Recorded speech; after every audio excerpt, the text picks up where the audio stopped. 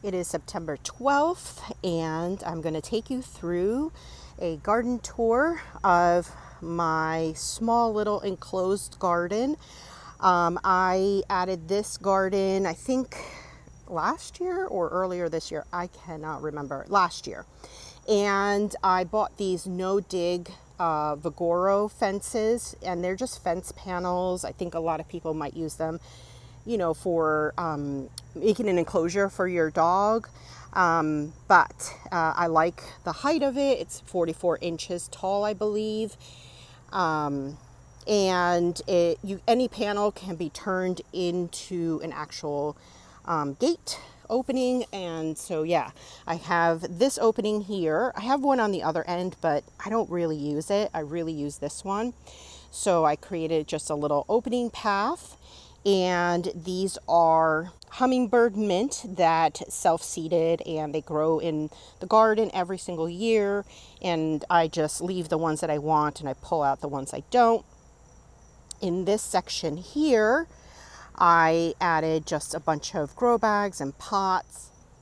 So in this pot, I've got some, I think these are the profusion zinnias. I transplanted a few of those salvias in here. And then I've got a purple basil. And everything is looking quite beautiful.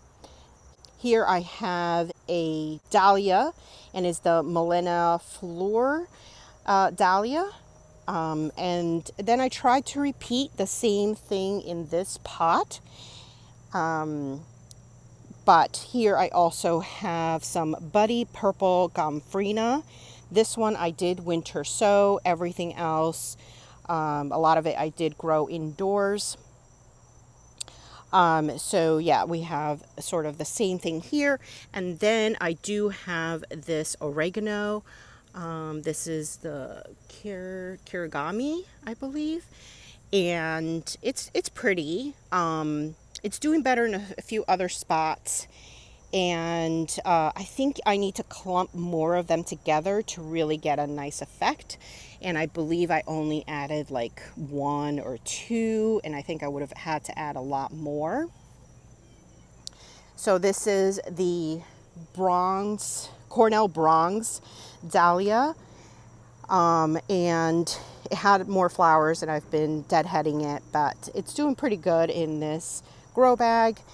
And then another pot that I tried to repeat.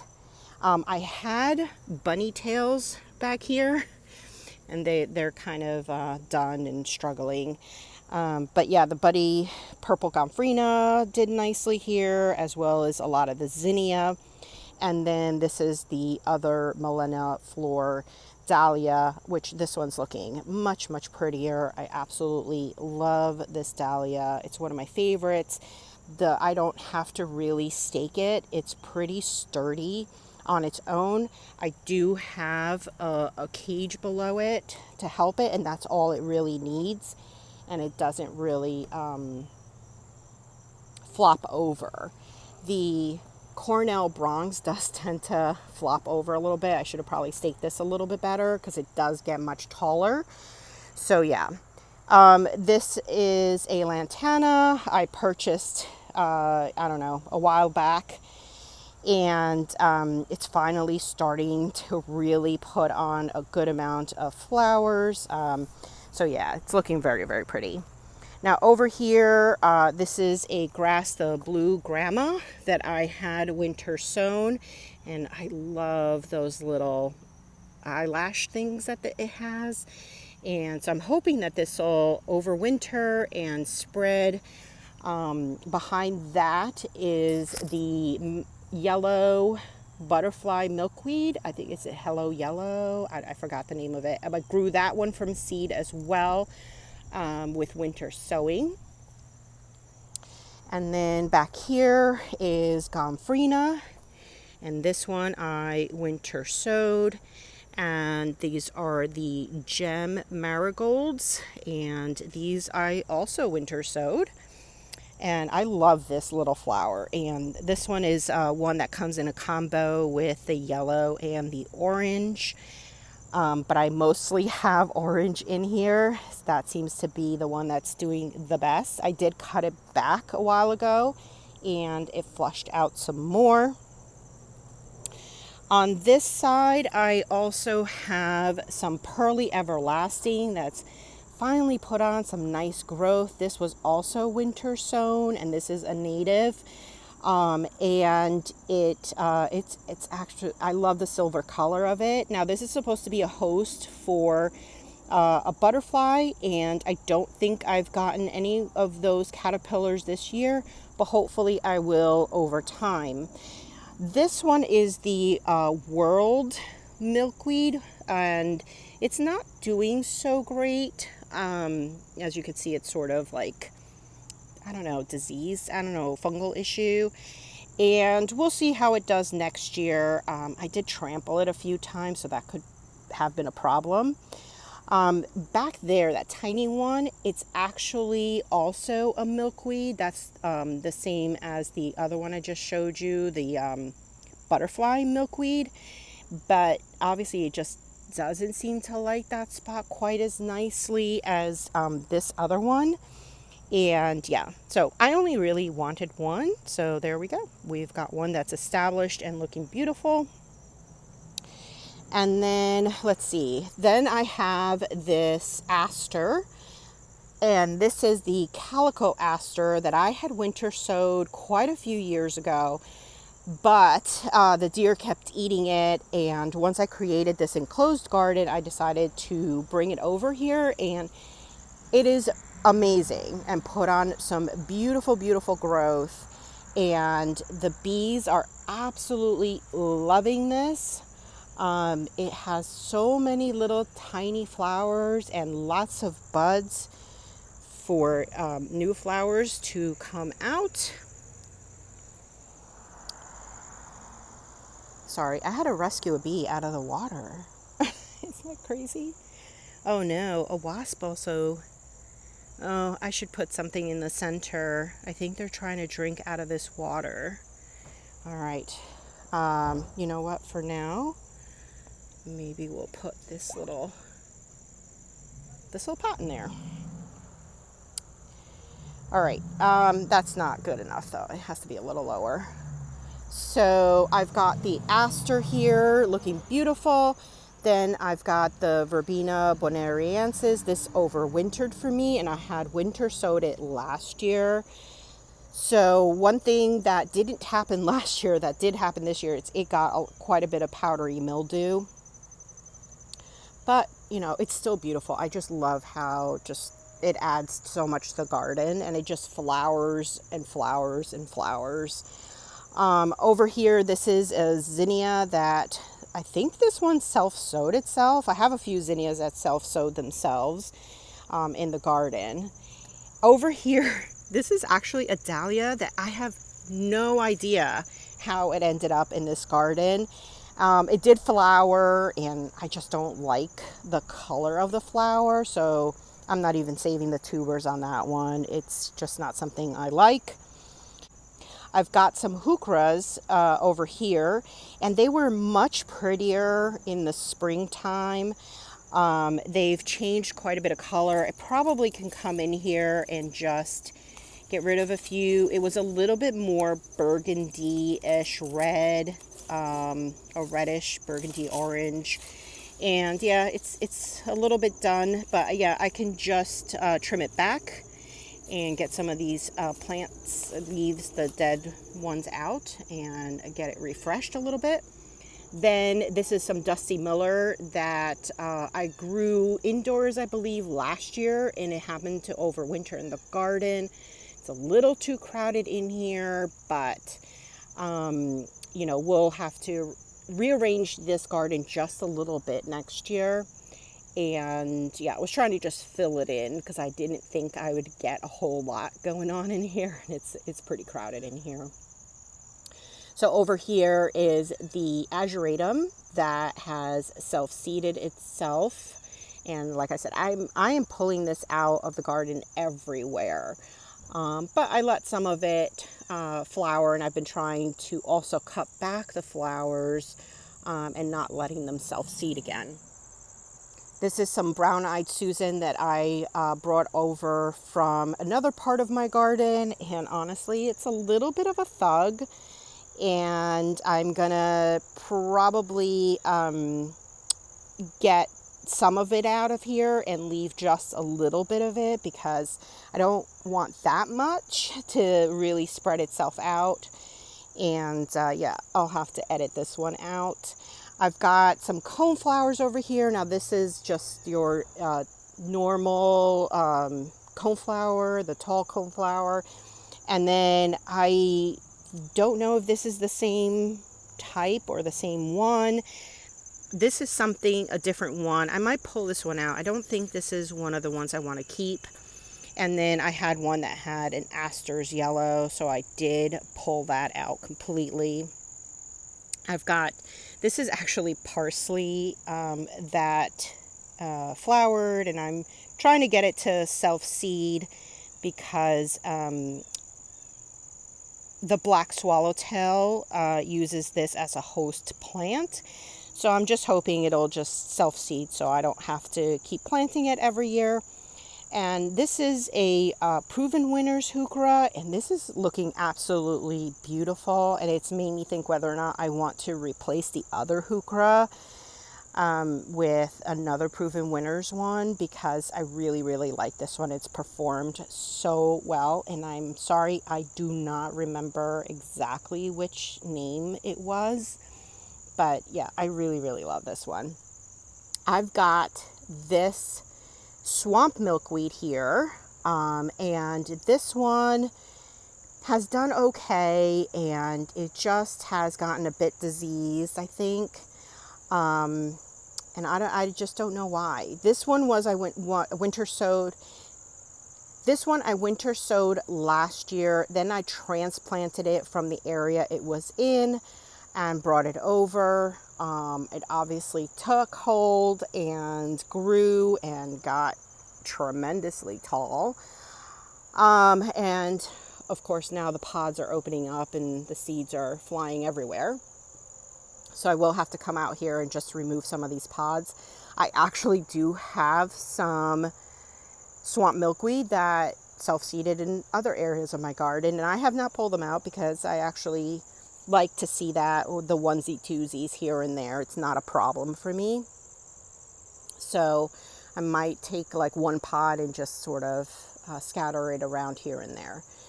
Behind all of these plants is the goldenrod, and this one is also one that I had winter sowed a couple of years ago, but it never survived the deer.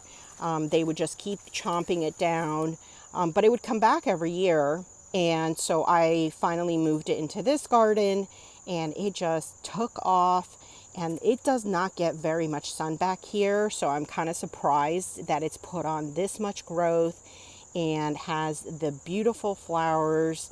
And so my plan is to remove this holly because it really serves me no purpose in this garden. I have a holly somewhere else. I like that one a lot, and I rather use this space for some of these other flowering plants that the deer eat.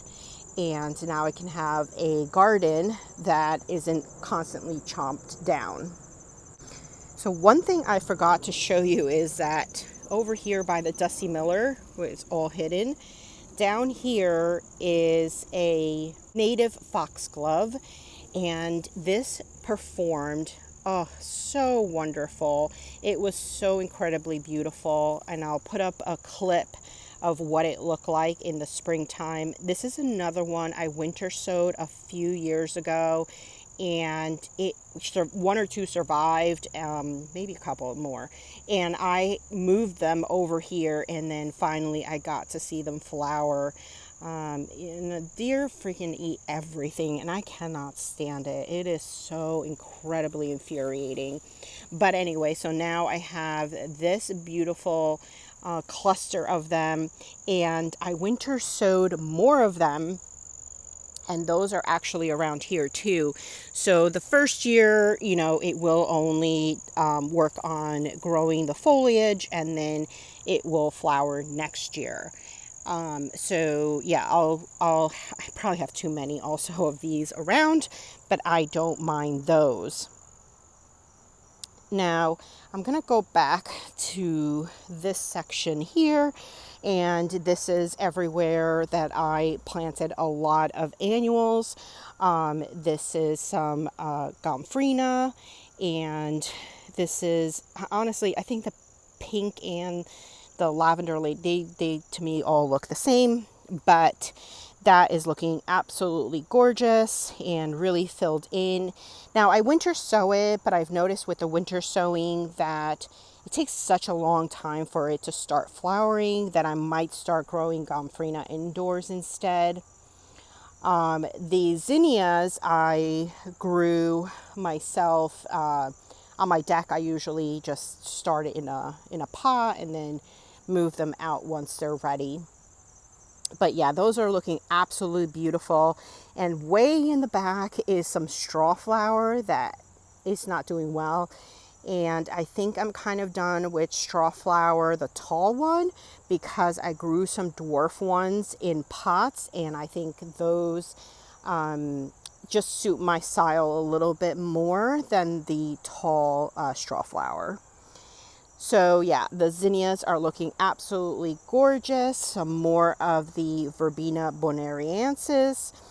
I've got these rhodekias, which are the cherry brandy. These are my favorites. These cherry brandies I bought at a nursery a long time ago, and these are my favorites. I have some other ones, but they're more orangey, and I think these might be some that I grew from seed, and they're not really red, or not as red as this cherry brandy. So I kind of marked it because I want to make sure I keep that one. The rest of them, I don't know if I'm going to transplant somewhere else. Yeah, so I'm still deciding on that because I do need some room in this garden. Here's one straw flower, kind of has not really done much of anything. I've got a bunch of delphinium that I had winter sowed. One I winter sowed a while ago and then transplanted over here, and other ones I winter sowed this past year and put them in this garden. Now, there's a lot of azuratum in here that has taken over. Actually, this is just one azuratum plant. So I'll probably pull this out just to make sure there's room for the delphiniums. But back here, you see that? That, I think, I don't know what this is. If it's, it got mixed in with, unfortunately, the transplant of the delphinium. And I'm thinking it's either a black-eyed Susan or it's the blue sea holly. And I really don't want sea holly in here. It has such a long taproot, and then it self-seeds way too much. So I'm probably going to have to dig out that delphinium and then try to separate the plant from it, especially since if it is the sea holly, it's going to have such a long taproot. And to have to get that out of here, ugh, nightmare. So over here, I put another of the Millenia Flora dahlia. Now, I just had so many of them, and I felt like I had so many open spots in this garden that I just ended up plopping whatever extra dahlias I had. Back here is a Cornell Bronx. You can't even see it. And it hasn't done so well back there, that one. But the Millenia, it always does so well everywhere. It's my top favorite dahlia. If you're going to grow a dahlia, I totally recommend the Millenia Flora. So down here is more of that Texas hummingbird plant, and I transplanted just some seedlings that popped up in my garden, and I really love the little pops of red in the garden. It's one of my favorite things. I added a few down here, and yeah, just sort of dotted it around. So here's more of the swamp milkweed. This is milkweed that I winter sowed this past winter and transplanted this spring. And it's done great. So I might just start new plants and get rid of this. I'm probably going to get rid of this one here because I have plenty over here. But behind this is Liatris that I winter sowed also this past season. But I think the swamp milkweed has pretty much just not let it grow. So I may have to move that to the front next year. Or perhaps it just puts on foliage this year and then it'll grow next year. I don't know. We'll have to sort of play that out. But over here, look, this is the coneflower. Okay, so this is a coneflower. So this is my yellow, mellow yellow, I think it is, or white swan. It was one of the two, and this coneflower just was absolutely beautiful. Just flowered wonderfully, but it's pretty much done for the season, but that's okay. It did so well. Now this is a coleus that I grew indoors. It took forever to put on some nice growth, but it is looking beautiful. Again, that nice pop of red in the garden. Absolutely love it. Over here is this cardinal flower, and I winter sowed this. I tried winter sowing it a while back and it didn't grow for me, but this year it finally put on some beautiful growth. And I have a few other ones down here, but they didn't create a flower, so I'm kind of surprised that I'm seeing it flower in the first year. So I'm very, very happy, and I might actually have another one back here. I think that might be another one. Yay! Oh, so happy. My swamp milkweed has been getting quite a bit of those yellow aphids. They're all over this plant. Probably should just spray it down, get rid of some of them. Over here is the great blue lobelia, and so the idea was that I wanted to have both the blue with the red next to each other. I kind of really like that color combo, and I would prefer for them to be more intermixed. So I might try to transplant and move them around a little next year. I have way too much of the great blue lobelia, so I'll have to edit that out a little bit because I winter sowed the great blue lobelia this past summer and planted it here in the spring, and it already flowered this year. So clearly this is a first year flowering plant, and it is kind of getting engulfed by the ageratum, and that has just self-seeded itself just everywhere in this garden. So I just try to pull it out wherever I can. I've left some of them to flower. And over here, I kind of just let it sort of engulf this area, because in this area, I do have another door and I was creating a pathway, but the deer can easily jump into this garden. But if they see that there isn't exactly a good landing spot for them, they typically will not try to jump in. So I may be rethinking and not using this as an entrance, but rather just filling it with more plants. But, you know, I could make it into an entrance if I really need to. So yeah, that is the September garden tour of my garden that, you know, I did winter sow several plants, and lots of them in here are native plants. But I also have plants that are not native, and I do like the mix of both of them. And I will continue to edit this garden as the seasons come along. One of the things I would love to do in this garden, but I don't think I'm going to do in this fall just because I need to move a lot of things, is I really want to plant some alliums in here for some spring beautiful color. And yeah, I don't know if I should or shouldn't right now, because if I start digging around, I might pull out an allium bulb or pierce it. So I'm just struggling on what to do. But most of me really just wants to go out and buy the allium bulbs and plant them in the garden. And then, if I dig one out, I dig one out and I plant it back in. So yeah. The other idea that I wanted to do was, I was thinking that I might bring these pots over to this side and then put the pathway over on this side, and then making a pathway between the boxwoods and having the planters on this side. I don't want to plant in the ground, because it can get a little bit messy, but I have been toying around with whether or not I would just plant in the ground.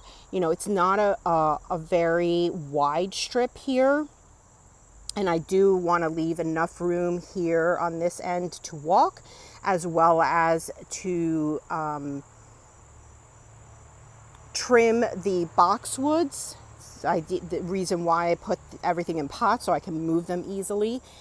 And then a lot of times we get the gutters cleaned, and then they come in here with their ladders. And, if I have any plants, they probably will trample one or two plants to put their ladder and then get up and clean out the gutters. So, yep, everything is looking beautiful. And I had done a recording of this garden a little earlier in the season, and it was just looking beautiful, but it's just as beautiful now. So I will try to keep giving you better updates in the future. And definitely for winter sowing, I do plan on doing some winter sowing this year, but I will be cutting back on some of my winter sowing because I just have so much in the garden and so much has self-seeded that I don't have to winter sow quite as much anymore.